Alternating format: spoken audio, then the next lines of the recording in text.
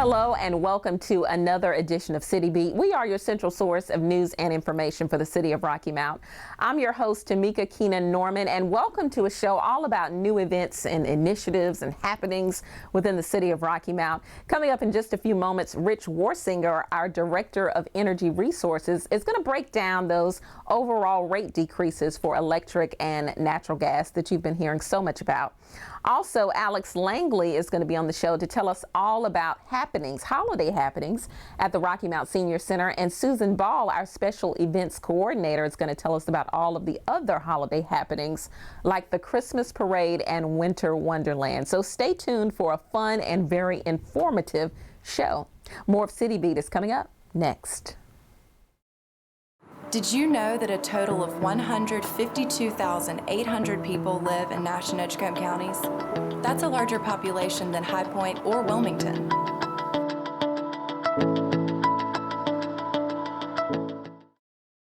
I love running the 4-mile Tar River Trail as it follows the waterway across Edgecombe and Nash counties. And there's a 20-mile paddle trail that joins the twin counties together.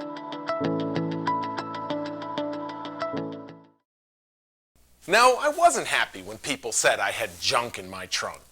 Would you be? Fresh clothes, fresh blankets, fresh water, keyboard, duct tape, late night, all-nighter cheeseburger chips, the essentials. What else?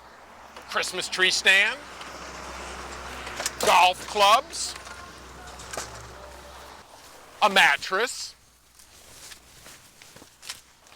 pack and play, a life-size portrait of Edward Cullen, and a sombrero. There's a story behind that. Then the North Carolina Department of Transportation said I could save $40 a year and help the environment by clearing out my trunk. So now I'm doing the right thing, I'm looking good, and I've got more money to spend on the things that really matter. Drive green, save green, a message from the North Carolina Department of Transportation. Keep the junk out of your trunk. Hello and welcome to another edition of City Beat. I'm your host, Tamika Keenan Norman, and this show is all about new initiatives and happenings within the city of Rocky Mount. And one relatively new landmark decision that was made recently was the sale of the North Carolina Eastern Municipal Power Agency's generation assets to Duke Energy Progress, which for the city of Rocky Mount resulted in an overall 14% decrease in our electric rate for customers. And aside from that, we're experiencing a 7% decrease for natural gas rates. And here to explain this a little further for us is Rich Warsinger, our Director of Energy Resources. So hello and welcome to the show, Rich. Hi, Tamika. How are you? I'm doing well. And before we talk about the decreases, I want to talk a little bit about the North Carolina Eastern Municipal Power Agency, also known as NCEMPA. Tell us a little bit about what that is and why it was established. Well, sure. The North Carolina Eastern Municipal Power Agency was formed back in the 1980s, and it's actually Rocky Mount and 31 other cities. And we got together to be able to negotiate better wholesale power supply contracts for all of our respective cities. And so tell me a little bit, I talked about the generation assets and the sale of those to Duke Energy Progress, but what is that exactly? What does that mean? Well, sure. Back in the 60s and 70s, we were wholesale customers of then Carolina Power and Light. There were huge increases in our wholesale power supply cost, and they were having trouble supplying us. In fact, they came to us and said, if we don't have enough power, we're going to shut off the cities before we shut off our retail customers. And of course, the city of Rocky Mount and the other cities couldn't put up with that. So we banded together and we actually bought into 5 of Carolina Power and Light's generating plants. The Harris Nuclear Plant, which was under construction, Brunswick 1 and 2 nuclear plants, and then 2 coal-fired plants, Mayo and Roxborough. And we became part owners, and because we were owners, we had a guaranteed supply of power. But the bad news was Harris Nuclear Plant was then under construction, and a little thing called 3 Mile Island happened. That was that nuclear meltdown at a nuclear plant in Pennsylvania. That brought the construction at Harris to a halt. There were huge construction delays and cost overruns, and that ended up, because we were one of the part owners of that plant, increasing our wholesale power supply costs. Okay. So fast forward up until now and this whole rate decrease, what does this mean for our customers? For our customers, it's a 14% reduction in their overall electric rates. Mm-hmm. And is that across the board? No, it's not. If you remember, we bill for all of our utility services, not just electricity, but also natural gas, water, wastewater, stormwater, trash, and recycling, all in one bill. So it's only the electric component of that bill that has the 14% decrease. Okay. Now let's go back to the debt a little bit that you were talking about before. Sure. What was the debt prior to the sale of the generation assets, and what is it now? Sure, and there's a little confusion about the debt. The debt was not Rocky Mount's debt. The debt was actually the debt of the power agency, and it was approximately $1.7 billion. Now, Duke offered to buy our ownership in those plants for about $1.2 billion. So that's not the $1.7 billion that was owed, but the good news is that was more than the approximate $900 million that the plants were valued at. So they paid a premium to get those plants. Now, the power agency had some money on hand, we had some reserves, and so it ends up that the new debt is approximately $420 million, a lot less than the $1.7 billion that it was. Okay. So can you explain to me now, going back to our customers, if I'm using a certain number of kilowatts per hour, what that will mean for me as far as the reduction is concerned on my bill as of September 1st? Sure. Overall, it's a 14% reduction, but it depends upon how many kilowatt hours you use. Our rate per kilowatt hour was reduced from 13.1 cents down to 9.975 cents. So our power is actually less than 10 cents per kilowatt hour. For a customer who uses 1,000 kilowatt hours a month, and that is the typical usage in this area, their bill has been reduced from approximately $145 down to $125 a month. Now the good news is if they use more than that, if they were using say a 200 or 2,000 kilowatt hours a month, their bill would not be a 14% reduction, it's actually a 19% reduction. So the more you use, there's actually a higher reduction for you. Okay, so let's go on to another topic about the natural gas rate Sure. decrease. We talked about overall 7%, but that is totally aside from the sale. That's correct. The electric business and the gas business are totally separate from each other. And we were able, at the same time, we were able to reduce our residential natural gas rates by 7%. And this came about for two reasons. First, the wholesale cost of natural gas across the country has decreased significantly because of the increase in supply. That's been good news. The other thing is the Rocky Mount not that long ago implemented a new method for purchasing our natural gas at a discount. And so these two things together were able to pass along to our customers a 7% decrease in their retail rates. So Christmas was early for customers this year. Yes, it was, and it is wonderful. And our per therm rate has been reduced from $1.31 down to 85 cents per therm. So that's a huge reduction. For a customer using, just like on the electric side, what's the typical usage? A customer using 100 therms a month, their winter bill is going to go from $143 down to $121. That's actually a 15% reduction. Overall, it's a 7% across the board of all of our residential customers.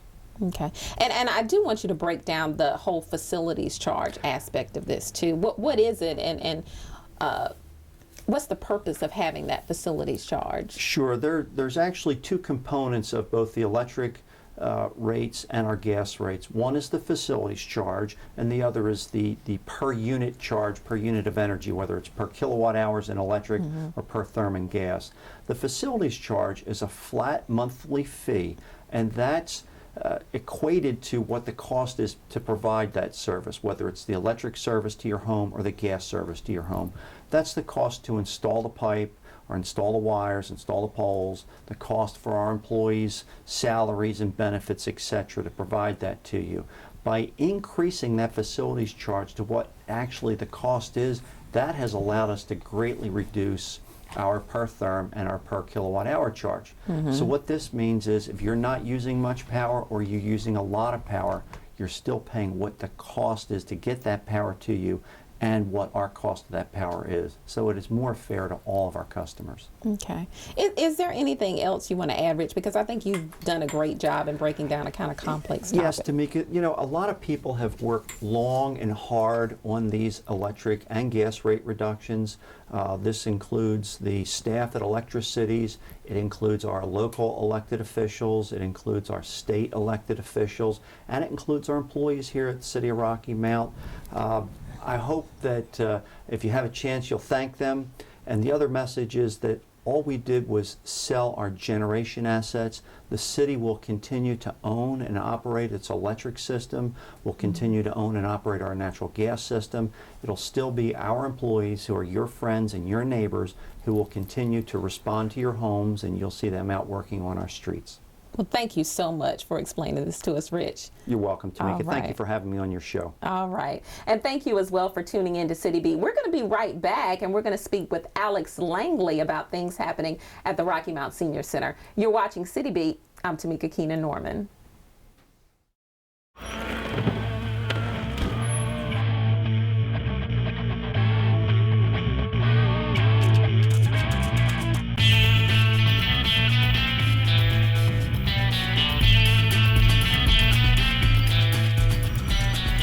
That was hot. So hot. Recycling. Yeah.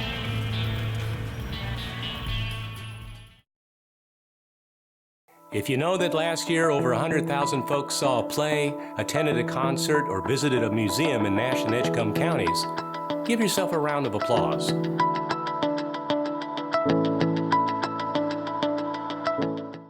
Know how many babies were born in the Twin Counties last year? My son Carr has 9,100 playmates who were born in Nash and Edgecombe counties last year.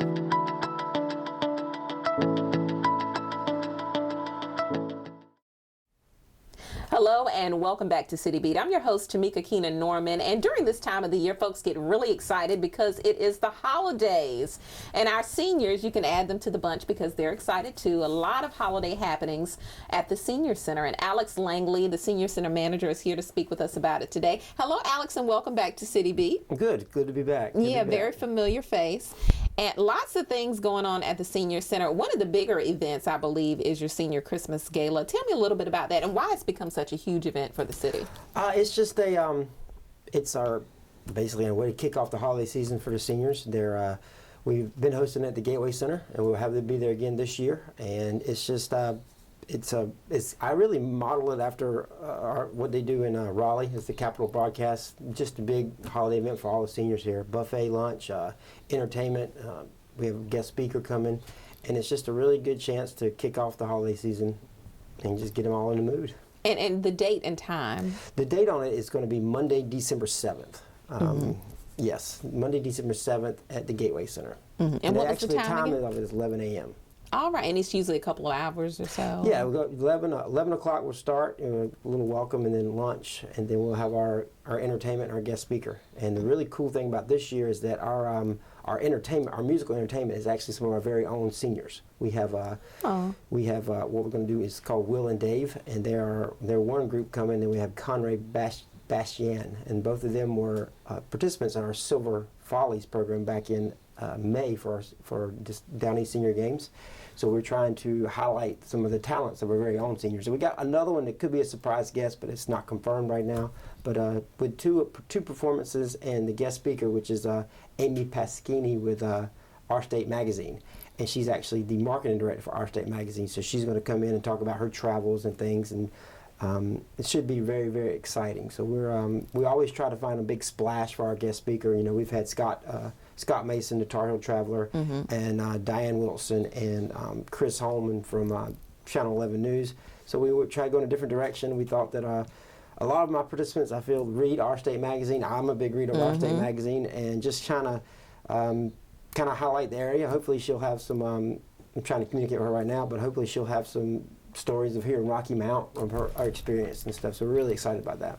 Okay. Now, you talked about Will and Dave, those seniors who are going to perform for us. So what type of talents are they bringing to the table? They're going to sing. You know, Okay. they have really good voices, but what it's going to be is we're going to give them 2 to 3 songs just for some holiday songs. Last year we tried a band and dancing. It was a little tough, you know, because of the way the setup of the event is, but we feel that just musical performances with some holiday music is going to be we think it's really going to be a really nice addition to the event. I think so. Now, a few days after that, you're going to have the Country Christmas Breakfast. Yes. This is not a new event, right? What is it going to entail? Basically, it is our the gala is a lunch outside of the facility, and then afterwards we have a breakfast that Thursday, the 10th. Yes, on the 10th, and it's going to be basically it's a potluck breakfast for our participants. You know, we come in, we celebrate the Christmas season right there with bacon, eggs, sausage, you name it, we got it. And the participants from everybody range. We have 75 to 100 seniors involved. Our volunteers and our staff get together, come in and cook it, have it ready for them, and we just have a good time. You know, it's just a really big breakfast. It's also one of the favorites of our Parks and Recreation Director, Kevin Yarrell, so he comes to that one all the time. And but it's another gift for us to give to something maybe not be. There's no charge related to that event. The gala, there is a $22 charge for tickets. So we're very excited that the breakfast is an event that we can give for free, just with like what we call some in-kind donations from our participants for food and things of that nature. And what time is the breakfast again? The breakfast usually starts about 8:30 and we'll run to about 11 o'clock. Okay. And where can they purchase tickets for the gala? For the gala, for any of our programs, you can purchase tickets. You either call us at our office, which is 252-972-1152, and just ask to speak with Administrative Assistant Jan West or anybody in the office, myself, Sylvia, or Julie. And it's the same thing for the Christmas breakfast as well. You can call into our office and you can sign up for that. Okay. Now, one of the things that I know you have annually as well is the Christmas tour. Tell us about some of the locations that you're going to visit this year. Is it different from last year? It could be. It just depends on who is wanting to put up lights this year. I haven't, of course, it's a little early right now to go in and do my co-op work and to go out and investigate it. But it's last year we went out to Old Carriage at Nash Central High School. We were out. Bunn Farm is a big place we've been in the past. Glendale Avenue on the side of on the Edgecombe side of town. Candlewood area, things of that nature. I really would hope that you know that if we could let everybody know that's happening, maybe more people would get more lights and stuff. It's a pretty big event. We had almost 350, 400 folks last year, and it's something that we're really passionate about that one because it's not only, you know, we have about 150, 200 participants that are that can walk on to the bus right there at City Hall here. But we also have about 100 to 125 that are with the assisted living facilities that we're able to work with Tar River Transit. They do a really big in-kind donations for our staffing and things of that nature. We're really very pleased with the work that Todd Gardner and his crew were able to do with us. But we're able to go to the assisted living facilities, pick up their residents and take them as well, and then go out to the special event that's at Brown Auditorium at Nash Community College. And that one, we're working on some new things for that one as well. We're actually getting together a senior center and our Parks and Recreation chorus. You know, we're calling all voices. Okay. No talent required, because myself as well may be as part of that. So we're just hoping that we can get some of our participants and maybe even those that can actually sing involved. It's just another gift for the community as far as that big event. And in addition to, we'll also be bringing back we're hoping to bring back the children's chorus from Inglewood Elementary School. They've been a huge contributor in the past. It's something that they always do. So it's we're very excited about that. Now the Christmas tour, what was the date for that as well? The date on that is Thursday, December 17th, and it'll be the vans will pick up here at City Hall at 6 o'clock.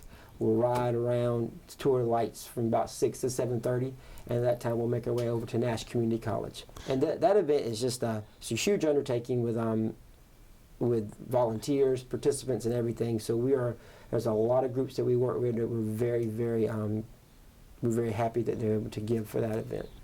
So how do you determine the locations? Maybe a week prior you go to different neighborhoods. How does that work?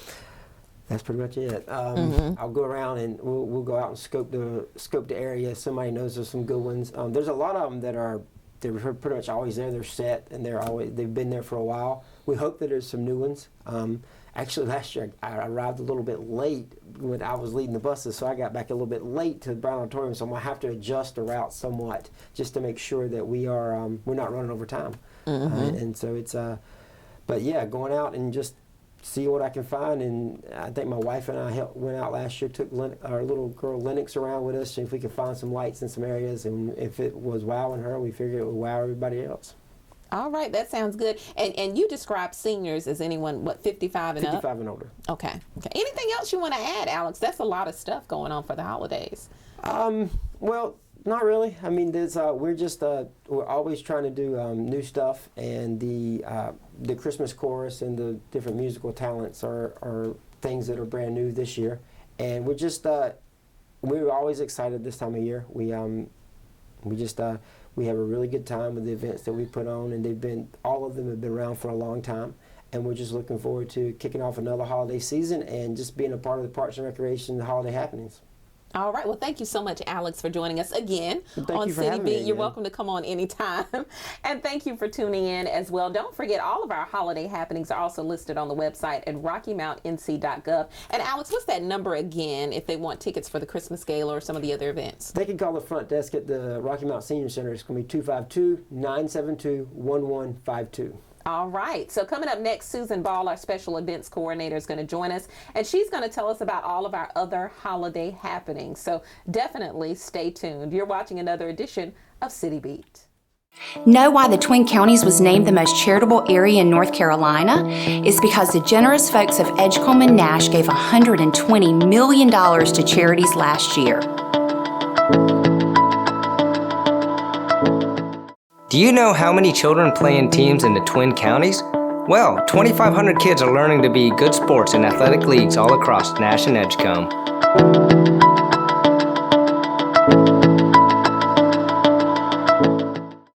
I've always really been into the outdoors. That's why I love the feel of a cool breeze against my face as I cruise down the highway. Did you see that? Then the North Carolina Department of Transportation said that wind was a real drag on my gas mileage. I can save money and help the environment by rolling up my windows and turning on the AC when I'm going over 40 miles per hour. Whoops! So now I'm driving green, I'm saving green, and people no longer confuse me with the lead singer of Twisted Sister. Drive green, save green, a message from the North Carolina Department of Transportation. Remember, be smart when you cool. Hello, I'm Tamika Keenan Norman, and right now you are watching City Beat. I do want to send a special thanks to Alex Langley for joining us on the show a little earlier. And if you're just tuning in, he talked about all of the holiday happenings at the Rocky Mount Senior Center. And if you want a list of those events, you can log onto our website at RockyMountNC.gov. And here with us today is a familiar face, Susan Ball, our special events coordinator. Welcome back to City Beat, Susan. Thank you. Welcome. I'm excited to be back. You're here to tell us about all of the other holiday happenings. Yes, we are in the full holiday mode now that we've hit November. Exactly. Now, Christmas parade, we got to start off there. When is it, and what's the theme this year? So our Christmas parade is the first Sunday of the month, so December 6th at 3 o'clock downtown. This year we're really excited. It is the 60th annual Christmas parade. So that's a really big milestone for us. So we're trying to have bigger, better bands, more entries this year. And this year's theme will actually be Toys for Tots again. So we're really trying to push our donations this year. We're working with the local organization to have boxes around the city. We've got one at the Imperial Center where people can stop by and make their donations. And we're really encouraging our participants of the parade to bring toys the day of. Okay, and it's toys for what age range? Any age range. And those toys actually stay local to our community too, which is a really big thing to reiterate to the community, that once you're donating a toy, somebody in your local school system might be getting it. All right. Yeah. So what can we expect downtown Rocky Mount for the Christmas parade? So we will have our shrine groups here. They are already signed up, ready to go. Santa will be making his appearance, and we're having entries roll in like crazy for this year's parade. I think everybody's really excited to celebrate the 60th year. And last year we had 100 entries, so we hope to have over that this year. Wow, it is amazing. 60 years, that's a very long time. It is. That's a long time to keep a tradition alive. One thing I did notice is that typically after the parade we would do a lighting of the Imperial Center, but that's happening at First Friday. It is. So with our new event, First Friday, we are kicking off the season a little earlier. So on December 4th, we'll have First Friday at the Imperial Center, and we will also do our lighting ceremony that takes place outside. So the mayor will be there to turn on the lights for all the decorations, and we're really excited about that. And we'll have ice skating available, carriage rides, and also another appearance from Santa. And that's First Friday? That's Friday. And then after the parade, you can actually still come to the Imperial Center and partake in ice skating until 6. Okay, so let's jump ahead to that ice skating. I heard there were a few changes. Yeah, as far this year as we've made skating. some changes, and we're going to have our public skate hours on the weekend, so Friday through Sunday. And then if you are interested in private rentals, we encourage you to call the Imperial Center directly, and we can set you up with reservations anytime during the week. And then we've set aside weekend hours for the later evening. Okay, and how much does it cost to ice skate? Yeah, very nominal fee, $6 a person. You'll get a 45-minute skate session. If you're interested in private rentals, we've got different rates for in-city and out-of-city, and then you can just call for that. And that's a 2-hour rental, too. So you can make a great birthday party, a church outing. It's a good way to get out and about. Yeah, something for families to do. Yes, it really is. It's great. All right. Now, Winter Wonderland is another big event. Tell me about that event, when it's taking place. I think Winter Wonderland is definitely our largest event at the Imperial Center. Everyone looks forward to it. It'll be the second Sunday in December, so the 13th. From 1 to 5 at the Imperial Center. We'll have chorus groups from different schools in the area. We'll have Santa, and you can actually take your own photos with Santa. We're going to have kids activities. We've got some characters that are coming to do some Disney sing-alongs. And of course we make it snow inside the Imperial Center, which is always exciting. We'll have ice skating available that day, and also carriage rides. Lovely. I love how you all make it snow inside the Imperial Center. Yeah, it's always really neat. We were testing them out the other day, so we're getting excited for that. Now, one thing I think that's a little bit different, at least I've never heard of, it was the Play a Christmas Story coming to the Imperial Center. And Brooke Edwards is the theater manager for that. What is that? Well, we all know what the Christmas story is about. Yeah, everyone knows the popular Christmas story from 1983. It's on 24 hours on the day of Christmas. So this year the Imperial Center is doing a theater production. So that'll be the second weekend in December. We're expecting a lot of fun with that one. We've got community actors that are participating. It's going to be a comedy, so everybody will be there to laugh. And you can actually purchase tickets now at the Imperial Center. So is this going to, you said the second weekend, is this going to coincide with Winter Wonderland, some of those dates? So some of the dates will overlap. So if you're there on Sunday for Winter Wonderland, there will also be a production going on that afternoon. Neat. Yeah, we'll have a lot going on this year. And a big mainstay for us, of course, is the Christmas Chorus.